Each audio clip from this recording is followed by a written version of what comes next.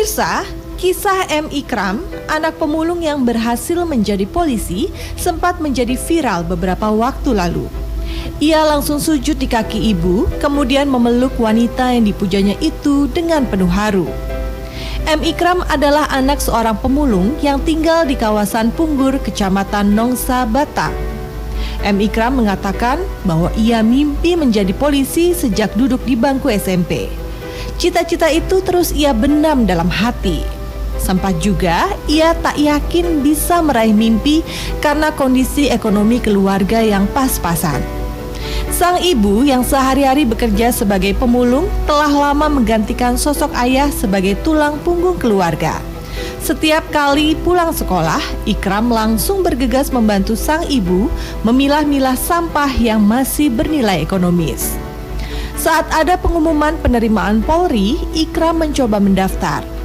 Bermodal Rp300.000, Ikram melengkapi administrasi pemberkasan.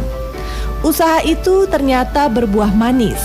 M. Ikram telah resmi dilantik Kapolda Kepri menjadi Bintara Polri Perbatasan bersama 160 bintara lainnya.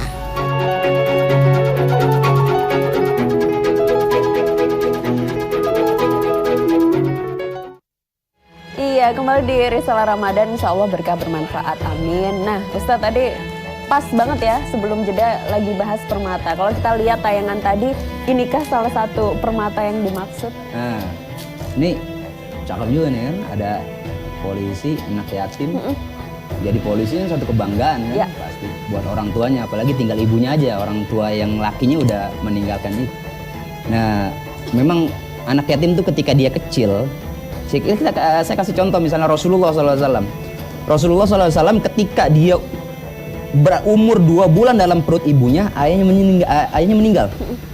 Ayahnya wafat. Ya, 2 bulan di kandungan, wafat ayahandanya. Nah, semenjak itu sampai Nabi lahir, kemudian 6 tahun usia Nabi, wafat ibundanya. Bayangin tuh, ya kan? Jadi awal masih di perut Nabi yatim, ketika 6 tahun dia jadi yatim piatu. Karena tidak ada bapak, tidak ada ibu. Ketika anak kecil, kemudian Nabi diasuh oleh kakeknya kan, Abdul Muthalib. Segitunya Nabi menjadi pelajaran buat kita bahwa ketika kita masa kecil, apa ya bahasanya ya, survive ya. Dia berusaha sendiri, ya. Dia usaha sendiri dengan tenaganya. Saya nggak perlu ada orang, maksudnya saya tidak ada orang tua, saya tidak ada bapak, saya tidak ada ibu saya. Tapi saya mengembala kambing, saya diuji dengan kejujurannya gitu loh. Saya diuji dengan kejujuran saya ikut paman saya berdagang ke sana kemari. Ini disebut dengan permata gitu. Karena dari kecil memang sudah disiapkan itu, sehingga ketika masa tuanya, masa besarnya, dia sudah terbiasa dengan kehidupan karena kecilnya sudah ditempa gitu loh. Nah, ini sesuai dengan misalnya dalam Al-Quran, misalnya surah An-Nisa ayat 9. Ini ayatnya begini, A'udzubillahi minasyaitonirrajim. Wal yakhshal ladzina law taraku min khalfihim dzurriyyatan dhi'afa khafu 'alaihim falyattaqullaha wal yaqulu qawlan sadida.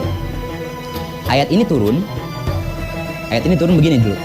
Ketika ada sahabat Nabi, dia sedang sakaratul maut. Ketika sedang sakaratul maut, Nabi datang menjenguk sahabatnya yang sedang sakaratul maut. Dan sahabat ini orang kaya. Sahabatnya orang kaya, dia cuma punya 1 anak perempuan. Bayangin, dia cuma punya 1 anak perempuan. Dia orang kaya, punya 1 anak perempuan. Kalau orang Betawi itu kontrakannya banyak tuh. Direbutin orang, siapa aja yang ngerebut. Wah, kontrakannya banyak nih. Punya anak wadon lagi atuh kan perempuan. Direbutin tuh. Nah, ini sahabat Nabi dalam sakaratul maut punya anak perempuan, punya harta banyak. Lalu kemudian kata sahabatnya, ya Rasul, ini saya punya harta lumayan agak banyak, tapi saya cuma punya anak perempuan. Saya pengen anak perempuan ini saya bagi sedikit saja, kemudian saya untuk agama. Saya perjuangkan untuk agama. Kata Nabi, jangan. Kamu berikan sesuai dengan porsinya anakmu. Ya udah, saya tambahkan lagi buat anak saya, sisanya saya kasih agama. Tidak, tambahkan lagi buat anakmu, tambahkan lagi. Untuk apa? Baru turun ayat ini. Ayat ini menjelaskan wal yakhshal ladzina law taraku min khalfihim dzurriyyatan dhi'afa. Hendaklah takut kepada Allah Subhanahu wa taala kalau engkau meninggalkan anak keturunanmu dalam keadaan lemah ekonominya.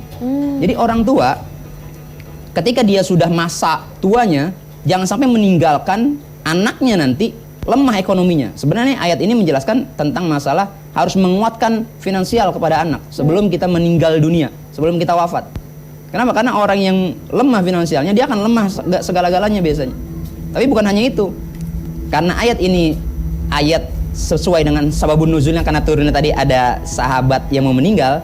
Tapi ulama menjelaskan lagi, al-ibratu bi umumil lafzi la bi khususis sabab. Jadi mengambil pelajaran dari ayat Al-Quran ini bukan hanya melihat pada sebab turunnya ayat. Sebab turunnya ayat itu kan untuk menguatkan ekonomi atau finansial anak ketika orang tuanya meninggal dunia.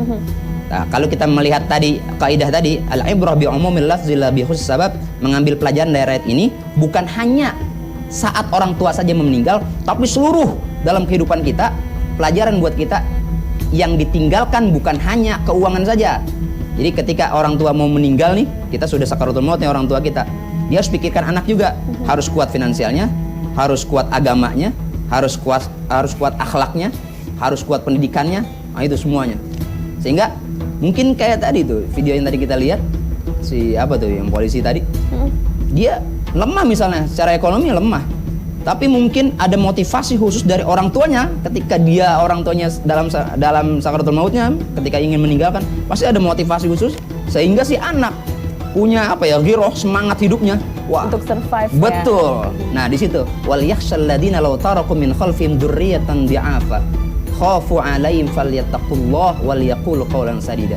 Maka jikalau kalian meninggalkan keturunan kalian yang lemah tadi, maka takutlah kepada Allah Subhanahu wa taala, kata Allah. Falyattaqullah wal yaqulu qawlan sadida. Maka ucapkanlah ucapan yang benar. Ayo, kalau kita mau punya wasiat, ucapkan yang benar. Nih, yang ini buat ente nih, punya anak banyak nih. Yang ini buat ini buat ini, ini buat ini. Nah, yang di depan jangan dijual ya, gitu. Punya orang, gitu. Baik, jadi tadi juga dikatakan apa ya, anak yatim pun bisa menjadi permata. Tadi salah satunya permata, tapi itu adalah contoh permata yang tidak hanya disiapkan secara material sama orang tuanya sebelum meninggal, tapi juga mungkin dididik agar survive gitu. Nah, untuk menciptakan atau mencetak anak yang survive adalah tugas orang tua saja atau mungkin lingkungannya juga bisa?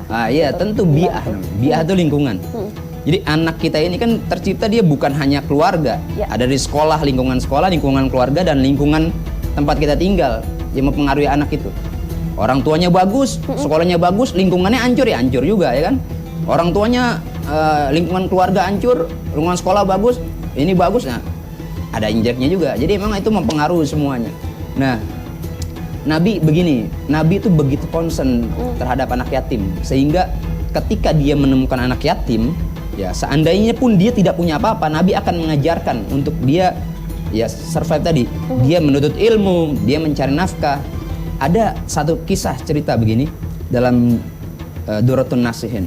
Duratun Nasihin diceritakan begini. Setelah sholat Id, Nabi Muhammad SAW dia keluar dari rumahnya. Dia ketemu seorang anak yatim, nangis. Setelah sholat Id semua bergembira pakai pakaian baru, semua wah bergembira. Ada seorang anak menangis, dia nggak bergabung dengan teman-temannya. Kemudian Nabi bertanya, kenapa engkau menangis? Kenapa kau tidak bergabung bermain dengan teman-temanmu? Si anak bilang tadi, aku nih anak yatim. Bapakku, orang tuaku tuh wafat saat ikut perang bersama Rasulullah. Si anak nggak tahu ini Nabi, ini Rasul, nggak tahu dia. Bapakku, ayahku tuh wafat saat ikut perang. Gitu. Kemudian karena menangis begitu, Nabi mengatakan begini, apakah engkau mau Muhammad menjadi ayahmu? Apakah engkau mau Aisyah menjadi ibumu? Apakah engkau mau Ali menjadi pamanmu? Apakah engkau mau Hasan dan Husain menjadi saudaramu? Dia baru sadar, oh inilah Rasulullah SAW. Masya Allah. Begitu Rasul memuliakan anak yatim. Baik, terima kasih Ustadz Ambiyah Dahlan sudah berbagi, walaupun waktu kita terbatas ya, tapi dari agama Islam kita juga bisa mengambil pelajaran bahwa Islam pun sangat memuliakan anak yatim. Terima kasih. Assalamualaikum. Waalaikumsalam. Nah pemirsa, nanti usai jeda Early bakal bagi-bagi hadiah 1 juta buat 2 orang pemenang ya Early. Betul sekali Ayu. Abis ini saya akan kembali tentu saja masih di Geprek Bensu Bagi Berkah. Jangan kemana-mana, tetaplah bersama kami di Risalah Ramadan Jak TV. Maafin ya.